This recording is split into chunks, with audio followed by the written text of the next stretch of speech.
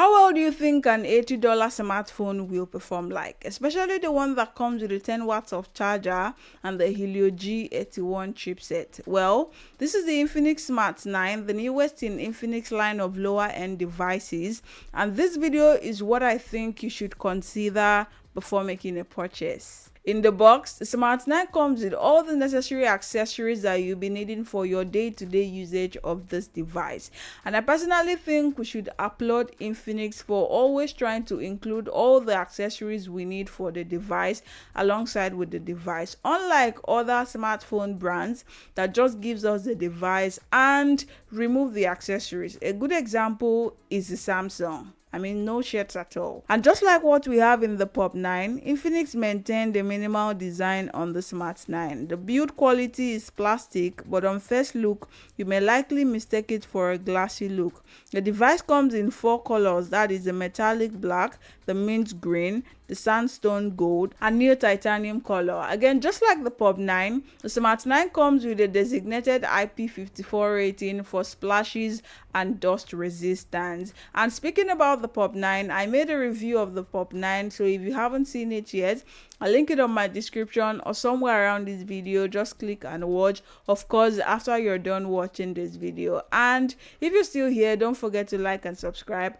to help our channel grow. So let's get into the review proper now. With the Smart 9, you get a 6.7 inches display with dynamic bar for notification and charging. It also comes with a 720 by 1600 resolution, an LCD panel, 500 nits of brightness that doesn't do so well in sunlight, and the 120 Hz of refresh rate, which according to Infinix can easily switch from 60 to 90, then 120 Hz. Although real-time using of this device feels like they almost forgot about the promises they made in the refresh rate, because using this device, it majorly operated on the 60 to 90 Hz. Never a time did it work on 120 Hz. And as I always say, I do not really regard refresh rate, especially because it almost does not do anything special to the device. Even if you use 90, you use 120 Hz, it is almost always unnoticeable. And I haven't seen any reason that would make me leave that proposition yet. Infinix also bragged about their dual stereo speakers for good sound quality. Now, considering that this is coming to a device this low,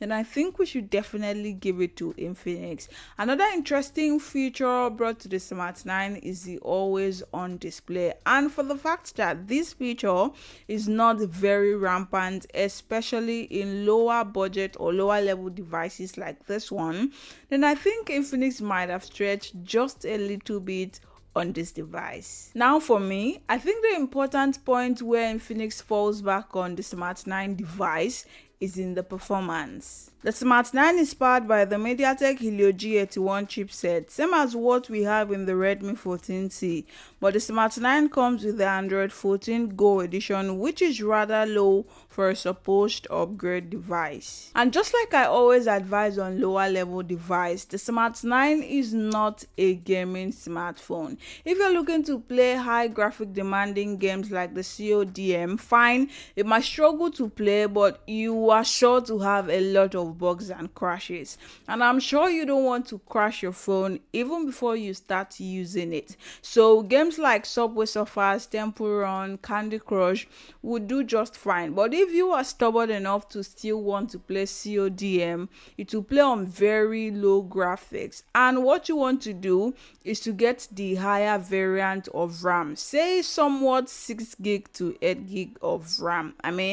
That would struggle, but it will still be better than the 3 gig variant. And speaking about storage, the Smart 9 comes in 3 different storage variants. That is the 3 gig to up to 8 gig of RAM and 64 gig to up to 128 gigabyte of memory storage, which can be expandable to up to 2 terabyte. Another issue with this device is the 10 watts of charger that takes up to 3 hours to power the device from 0 to 100%. And this is really sad sad. I mean, Infinix has tried with other specs. What happens to 18 watts of charger? I mean, I thought we had already gotten past the era of 10 watts, but it seems like Infinix is still living in the past. And this looks like joke to the users in 2024. 10 watts? On the back of this device, you get the 13 megapixel main camera with dual flash, and on the front, you get the 8 megapixel selfie camera.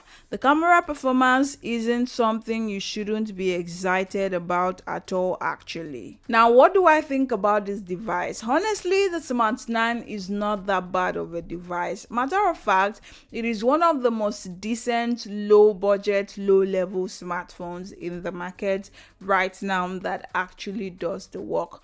But that is only if you have up to 3 hours just because you want to power your phone, and you can also keep up with no updates on the operating system. Then you can sign the card. But if you can't keep up with all of this, then I don't see any harm in adding a few bucks to get something significantly better with much better performance like Redmi 14C. I mean, I'll link other alternatives in my description. You can check it just in few seconds after this video ends, and then make your choice from there. Now, that is all I have about the Smart 9, and do well to like and subscribe to our channel for more. And that being said, until the next one, bye for now.